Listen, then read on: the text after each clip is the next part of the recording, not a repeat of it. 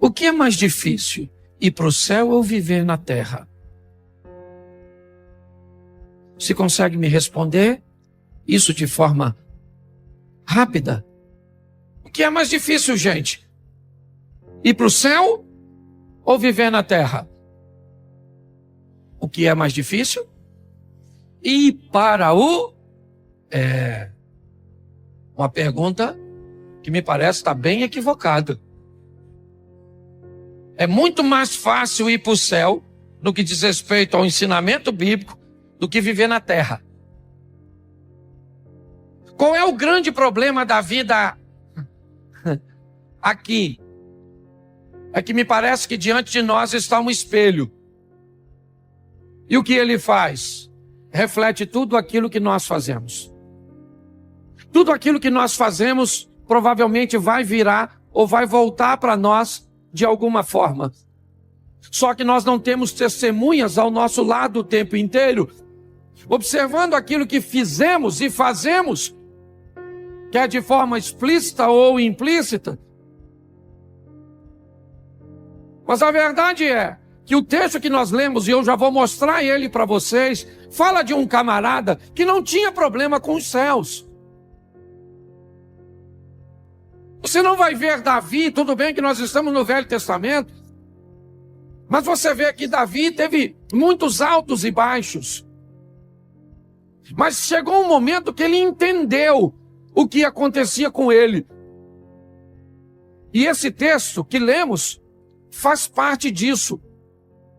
Por quê? Porque quer no casamento, na criação de filhos, quer nas nossas questões financeiras, quer nos nossos estudos, quer em todos os ambientes, na maioria das vezes, parece que tem alguém atrapalhando a nossa vida. Parece que tem alguém criando uma confusão na nossa vida.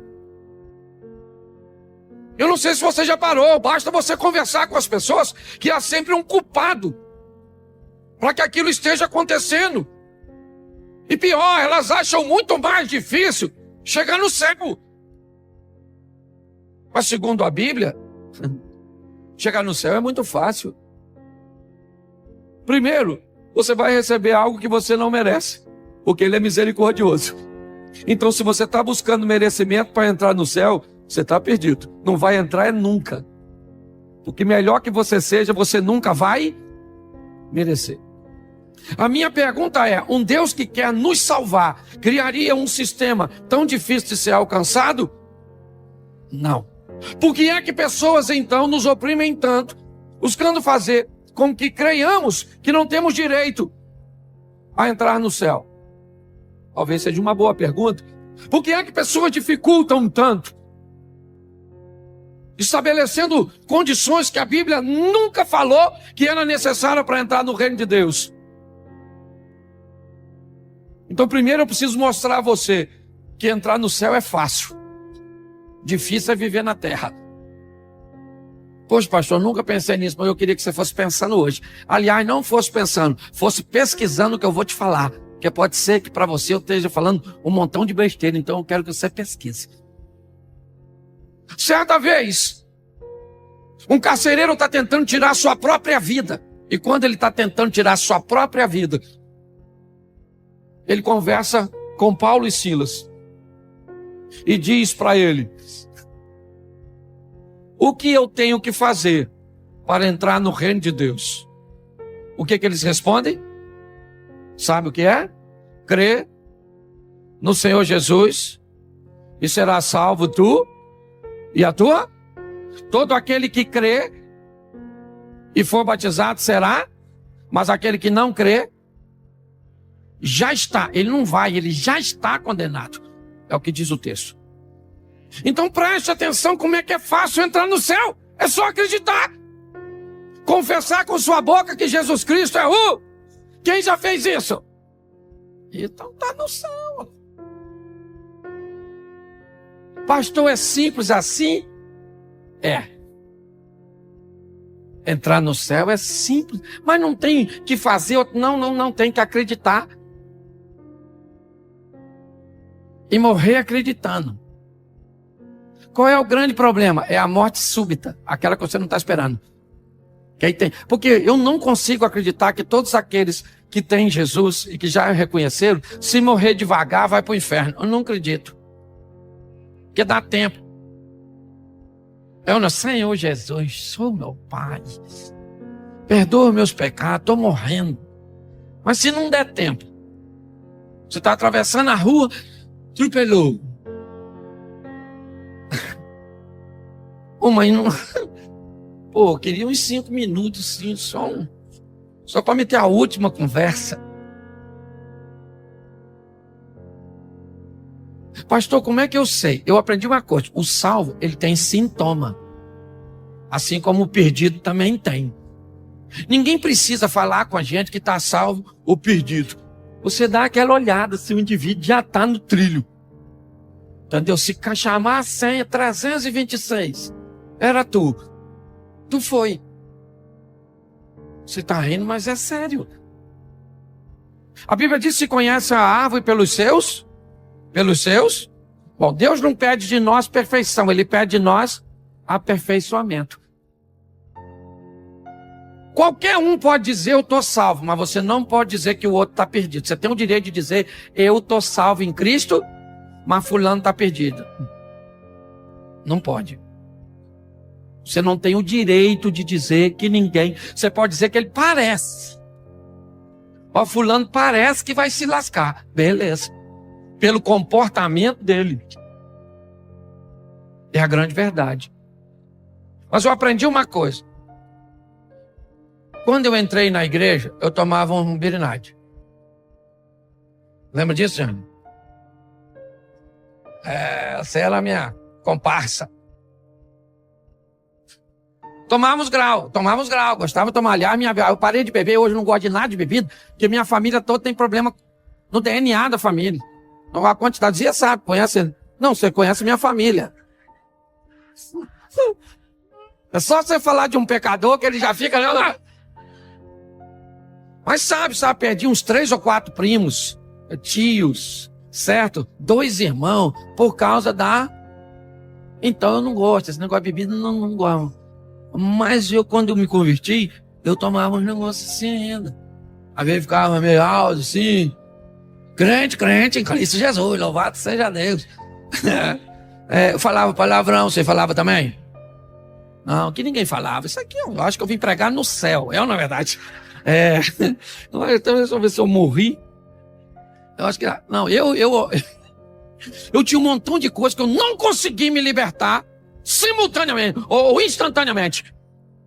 Aceitei Jesus, alguém falou, agora você é santo. Fui pra casa caçar o santo. Achei na fotinha, no crucifixo, mas estava ruim de achar em mim. E até hoje eu ainda procurando. Não com tanta diligência quanto antes. Eu aprendi que a cada dia que passa, você pode se tornar uma versão melhor de você mesmo. Onde o pecado vai dando lugar ao poder de Deus. Onde você vai destruindo o velho homem gradativamente. Mas você vai conseguir destruir tudo, sim ou não? Não, o apóstolo Paulo tentou. Estou com os pés na carne, o que Deus disse, Paulinho? Minha graça te basta. Porque o meu poder se aperfeiçoa Então ninguém nunca vai ser perfeito. Então para de achar que você vai ser perfeito. Agora também você não pode ser não cego demais. Porque senão quer dizer que você está perto do chifrudo. Você olha para a pessoa e diz, nossa, essa pessoa é uma pessoa mansa. 364 quilos do ano. Um dia ela estourou. Vou matar todo mundo! Deixou de ser crente? Não, só mostrou que não é perfeito. Entendeu? Lá uma vez ou outra você tem uma vontadezinha esquisita. O bom de estar aqui é que eu olho para todo mundo. Eu vejo quem tira o olho de mim, eu vejo quem ri, eu vejo quem cutuca o outro. Aí, ó. Certo? Aqui nós vamos descobrir os pecadores. Não é? Um negócio legal, porque você é gente. E se você achar que não pode sentir isso, o que você precisa entender é que você tem que ter domínio sobre isso. Então você tem que ter vontade. Mas não. Entendeu? Queria esganar. Morde a língua. Depois fala com Deus, Senhor. O Senhor sabe que eu, em pensamento, matei, esquartejei, enterrei. O Senhor sabe até onde que eu fiz aqui. Certo? Que você é gente. Hoje eu vejo pessoas buscando uma santidade utópica, inexistente. Um relacionamento com Deus que não existe. Um dia vai existir, porque quando vier o que é perfeito, então o que é em parte vai ser aniquilado. E você vai receber um novo corpo, um novo nome. Amém? E aí você vai estar com ele em glória. Aí é beleza. Mas enquanto estiver aqui, meu filho, você tem que entender. Então eu aprendi uma coisa na minha vida. Que fé e temor a Deus me leva para o céu, mas não me dá uma vida boa aqui na terra. Vida boa aqui na terra, eu preciso, vida boa de verdade, ok? Que eu estou falando boa de verdade, está em viver dentro dos princípios e valores de Deus. E um deles, que não dá para falar de muitos, é a lei da semeadura. Me entenda bem. Quem vive bem aqui na terra, obedecendo valores e princípios que estão na Bíblia e algumas pessoas sequer são capazes de notar, porque muitas vezes parece que não está na Bíblia, ou a Bíblia não te ensina a buscar fazer tudo o que você for fazer da melhor maneira possível. Como é que se faz algo da melhor maneira possível? Obtendo o máximo de conhecimento possível em torno daquilo que vai ser executado. E como é que se reúne o máximo possível de informação daquilo que precisa ser executado? Estudando, adquirindo informação, conhecimento, ferramentas. A Bíblia diz isso. Porém, quando você vê alguém que não frequenta a igreja, mas que buscou o máximo de informação daquilo que vai executar, executa aquilo com maestria, é alguém que aprendeu a fazer aquilo que veio à sua mão da melhor maneira possível, tem sucesso. Mas não faz sentido, porque o cara está num ambiente idólatra. E eu estou num ambiente religioso, crendo no Deus Todo-Poderoso e com fé em Cristo. Isso vai fazer você ir para o céu, não viver bem aqui na terra. Isso também não significa que esse que cumpriu os princípios sem fé vai para o céu. São duas coisas distintas. Aliás, a Bíblia sempre fez essa distinção: vida terrena, vida eterna. Você vê que o salmista tem uma crise muito grande quando ele olha para um ímpio prosperando. O que nós temos que entender é a maturidade, ou ter a maturidade para entender que os princípios e valores, quando são obedecidos, me trazem uma prosperidade terrena. Que a fé e o temor a Deus me levam para o céu. E se eu quero viver o que a Bíblia me oferece como proposta, eu tenho que unir as duas coisas. Viver uma vida excelente aqui na terra e depois ir para o céu. E deixa eu te dizer uma coisa: você tem o direito de escolher o que planta, mas não tem direito de escolher o que colhe. O plantio, ele é opcional. A colheita é obrigatória. Se tu não gosta do que anda colhendo, é só mudar o que tu está plantando. Eu comecei a fazer uma leitura de que o que as pessoas recebiam e o que elas viviam era um contraste muito grande.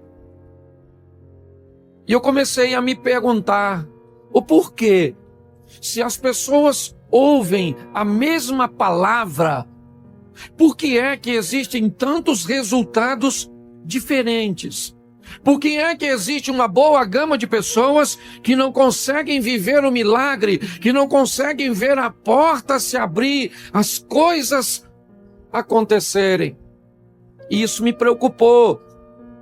Porque quando as pessoas demoram ou não têm os sinais na sua vida daquilo que se é pregado, inevitavelmente é só uma questão de tempo até elas questionarem a possibilidade de estar ouvindo uma mentira.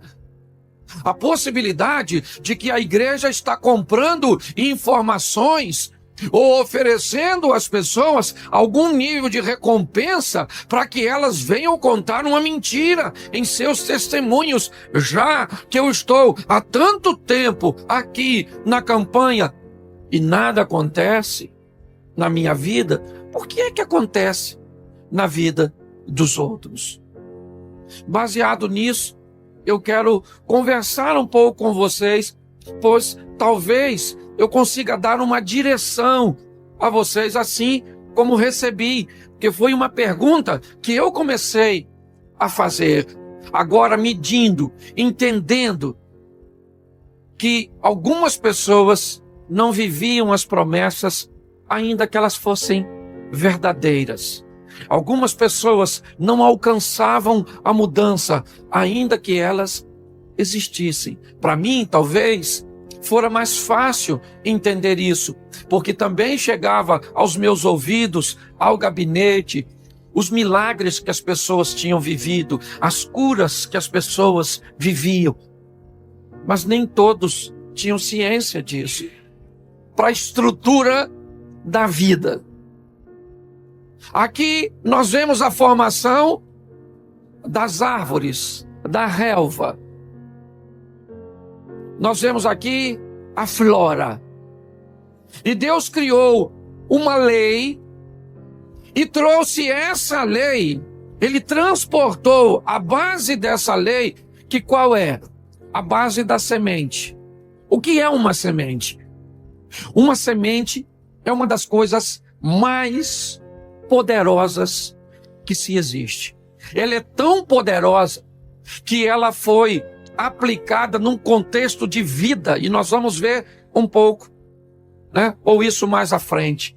Mas o que é uma semente? Uma semente é um recipiente. E o que ele contém? Tudo que se precisa segundo a sua espécie. O que tem numa semente? Raízes. O que tem numa semente? Caule. O que tem numa semente? Folhas. O que tem numa semente? Flor. O que tem numa semente? Fruto. E o que tem numa semente? Semente. A semente é uma proposta de futuro, de sustentabilidade, de algo que contém tudo o que eu preciso para o meu amanhã. Entender que Deus estabelece isso dizendo que cada semente produz segundo a sua espécie. É muito interessante, porque uma semente só poderia ter tudo, mas não tem. Ela vai agir segundo a sua espécie. Nós acabamos de ouvir uma palavra de oferta e preste atenção. 2 Crônicas, capítulo 9, verso 6. Não vos enganeis, de Deus não se zomba. Tudo que o homem semear, isso também... perdão, eu misturei, usei Gálatas 6, 7. Né? Mas olha só, a Bíblia diz que aquele, voltando a Coríntios 9, 6, aquele que semeia pouco, ceifará. Aquele que semeia em abundância também. Olha, Deus usando a base da semente para estabelecer dinheiro. Porque quando eu pretendo viver alguma coisa na área financeira, o que eu semeio? Dinheiro. Porque ele vai produzir segundo a sua espécie. Eu não posso querer colher aquilo que eu não estou plantando. Aí eu vou para Gálatas 6, 7. Deus não se deixa escarnecer, porque tudo o que o homem semear, isso também se fará. Tudo. O que eu preciso na minha vida? Dinheiro. Então eu preciso semear o quê? Dinheiro. O que eu preciso na minha vida? Melhorar meu casamento. O que eu quero do meu casamento? Eu quero amor. Então, o que eu planto? gentileza, carinho, respeito. Porque dizer que eu planto amor, o que é amor? O que é amor? Amor é um conjunto de coisas. Aí eu planto amor, tá bom. Eu acho que talvez por isso que ninguém consegue plantar amor, porque o que é amor? Ninguém consegue definir o que é amor. Amor é um conjunto de coisas. Então tem gente que está querendo ser amada, dizendo que vai plantar amor, mas me diga o que é que tu tem plantado. E deixa eu te dizer uma coisa, você tem o direito de escolher o que planta, mas não tem direito de escolher o que colhe. O plantio, ele é opcional. A colheita é obrigatória. Se tu não gosta do que anda colhendo, é só mudar o que tu tá plantando. Essa lei de semeadura, eu apenas entendo que eu recebo o reflexo daquilo que eu faço. Então eu preciso definir o que eu quero colher. Eu planto segundo a espécie do que eu quero. Eu quero colher saúde. O que eu planto? Uma vida? Saúde. O que eu como, o que eu bebo, quanto tempo eu durmo, meu nível de estresse. Entendeu? Aí você planta o quê? A gordura da picanha. Dorme que hora? 3 da manhã. Toma o quê? Não toma água, não toma água. Tem gente que passa o dia e toma refrigerante, café, suco, porque é tudo líquido. Mas líquido nenhum substitui isso aí. Aí o que a gente faz? Ora para ter saúde, claro. Vamos plantar a semente da orar, porque plantando oração eu vou ter? Não, você vai ter poder. Porque oração é para ter poder, não é para ter saúde. Para saúde você come bem, você dorme bem, você descansa. Tá entendendo por que as pessoas estão vivendo uns troços esquisitos? Porque as pessoas são esquisitas. Elas querem retorno desobedecendo princípios. E os princípios são claros demais. Como diria o árbitro aí, Arnaldo César Coelho, a regra é clara.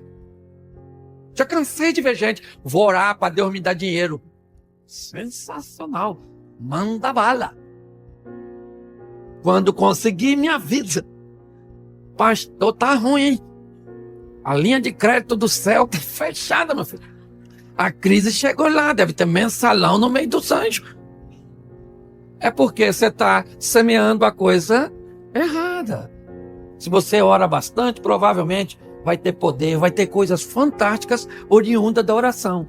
Eu não estou dizendo que você não pode orar, não. A Bíblia mesmo diz que nós temos que orar pelos enfermos. Entenda bem. Eu estou falando sobre vida, não é momento. Isso é momento. Momento que você ficou doente, aconteceu alguma coisa. Não é? E aí, sim, vamos entrar com oração. A igreja vai clamar. A Bíblia diz que nós devemos orar sem cessar. Só que as pessoas estão semeando uma coisa e esperando outra. Esse é o problema. Muito obrigado por assistir até aqui. Tem processos que a gente só entende depois que passa por eles. No começo, tudo parece confuso. A porta fecha, a resposta demora, pessoas se afastam, planos saem do controle e o coração começa a se perguntar por que Deus permitiu aquilo. Só que nem toda fase difícil vem para destruir. Algumas vêm para revelar o que ainda precisava ser curado, fortalecer áreas que estavam frágeis e mostrar que a nossa fé não pode depender apenas de momentos bons. Muitas vezes, Deus não muda a situação de imediato porque Ele está mudando algo dentro de nós primeiro. A gente quer solução, mas Deus quer maturidade. A gente quer alívio, mas Deus quer profundidade. A gente quer entender logo, mas Deus quer ensinar confiança. E isso não é fácil, porque esperar dói. Ver as coisas paradas dói. Sentir que ninguém entende a sua luta também dói. Mas existe um cuidado de Deus até nos dias em que a vida parece silenciosa demais. O problema é que, quando estamos no meio da dor, temos a tendência de enxergar apenas a perda. Olhamos para o que saiu, para o que não aconteceu, para quem foi embora, para aquilo que não deu certo. Só que Deus enxerga além do momento. Ele sabe o que estava te prendendo, sabe o que estava te enfraquecendo e sabe o que precisava ser removido para você crescer.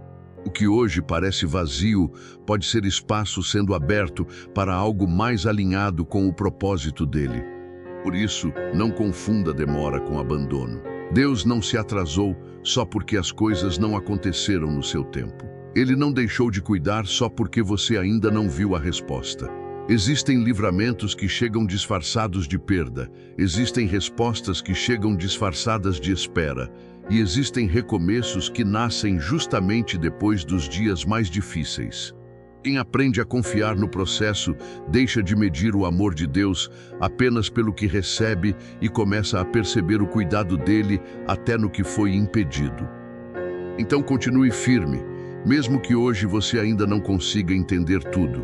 Continue orando, continue fazendo o certo, continue se levantando com a força que tem. A fase difícil não é o fim da sua história. Pode ser o lugar onde Deus está reconstruindo sua fé, limpando o caminho e preparando você para viver com mais sabedoria. Quando Deus conduz, até aquilo que doeu pode se transformar em ensinamento, amadurecimento e direção para um novo tempo.